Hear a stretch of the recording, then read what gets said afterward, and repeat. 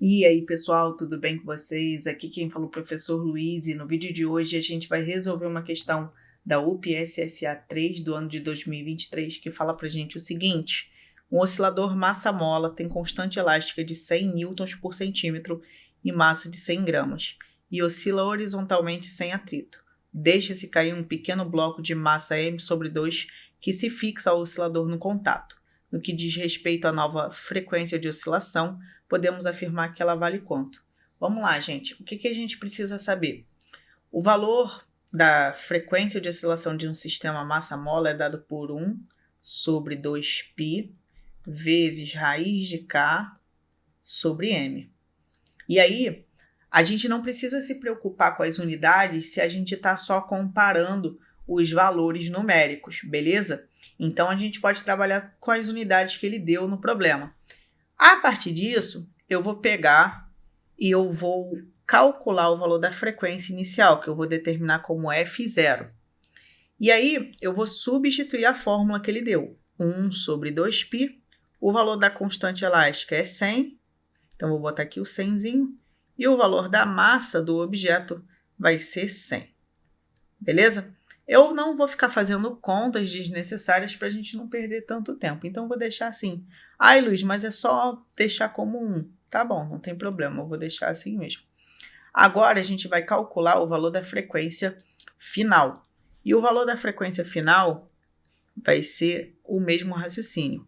A gente vai ter 1 sobre 2π vezes raiz de 100, que é o valor da constante elástica, sobre a massa. Só que essa massa agora é a massa dos dois conjuntos. Observa que os dois conjuntos eles passam a oscilar juntos.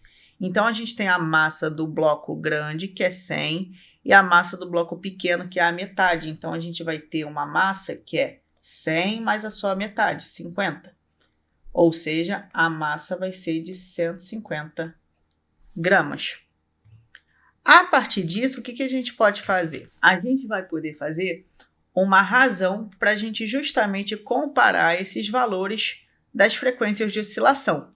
Ou seja, eu vou pegar o valor de uma frequência e dividir pela outra. Só que antes, eu vou colocar o valor da massa aqui, que foi de 150 que a gente encontrou. Beleza?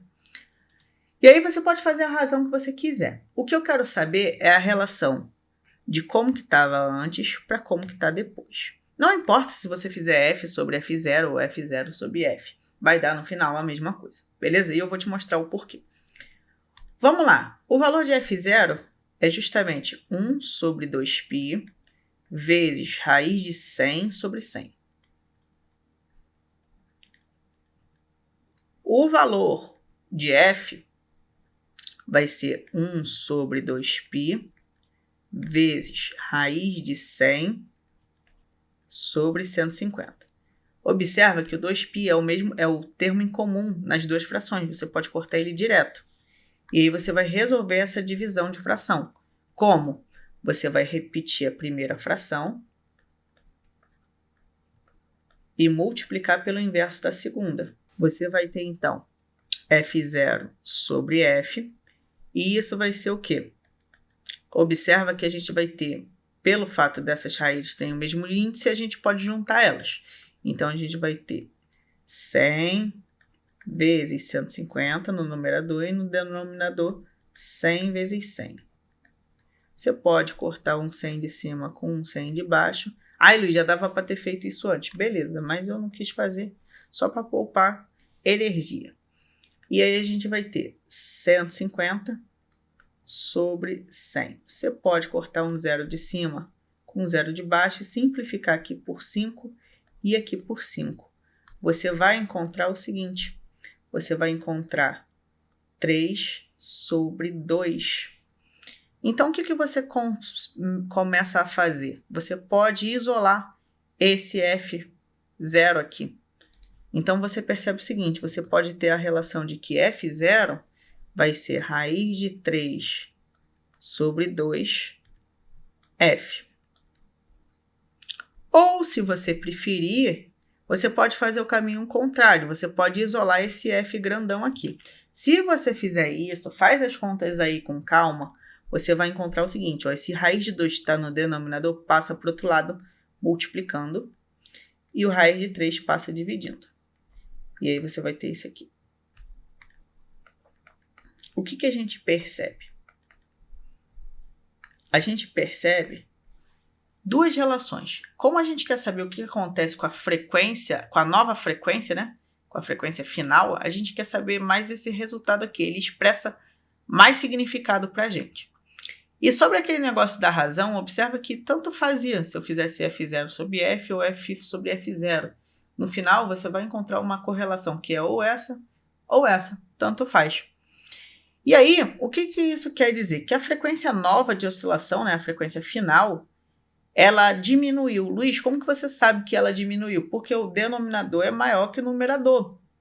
E ela diminuiu sobre um fator de multiplicação. Que fator é esse? Ela diminuiu sobre um fator raiz de 2 sobre raiz de 3. Em outras palavras, o enunciado escreve isso aqui como... A gente pode reescrever raiz de 2 sobre raiz de 3 como raiz de 2/3. Que é a mesma coisa que colocar em expoente, né? 2/3 elevado a 1 sobre 2. Propriedade de potenciação, né? Quem está debaixo do teto vai para fora do teto. Quem está fora do teto vai para debaixo do teto. Beleza? Então, o fator de redução dessa frequência foi um fator que ele chamou aqui de 2/3 elevado a 1 sobre 2, que é também igual a isso aqui. Com base nisso, sabendo que a frequência diminuiu, a gente já pode marcar a resposta correta. A frequência nova ela é menor, ela diminui, sob um fator de 2/3 elevado a 1 sobre 2. Gabarito, letra D. Né? As respostas, a letra A diz que não se altera e as outras respostas só dizem se aumenta ou diminui e diz sobre qual fator. Beleza? Então a gente não precisa ficar analisando uma por uma, não. Vou ficando por aqui, desejo uma ótima semana, bons estudos e até a próxima. Tchau, tchau!